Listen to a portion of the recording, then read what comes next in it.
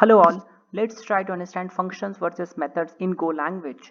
Function is something which exists independently on its own. It is not tied to any state of a type. But method is something is very much tied to a state of a type. Let's try to understand through one example.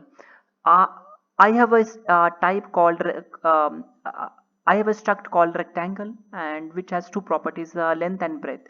I am initializing state of this rectangle here with length as 4 and breadth as 5. Now I want to calculate area of this rectangle. I can do it in two ways, either via function or methods. How will I do through function? I will define a function name, and I will pass a reference of this area, and inside this function I will do a length into breadth, and this will return me area of this rectangle. And this is how I will call this function. I will call function name and pass a reference of this rectangle.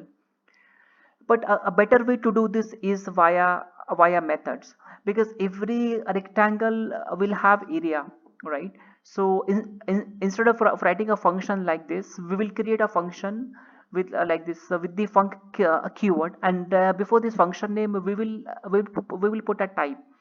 So this will make sure that this function is very much tied to a type of rectangle, and I don't have to pass any input parameters explicitly, and all the properties of this rectangle will be automatically available within this function.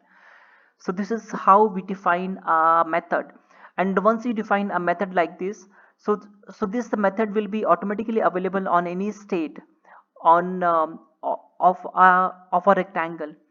And this is how we will call rectangle dot get area. I don't have to pass any length or breadth explicitly. Its properties will be automatically available within this method. People coming from the object oriented programming language will be able to tie this like better. Thank you.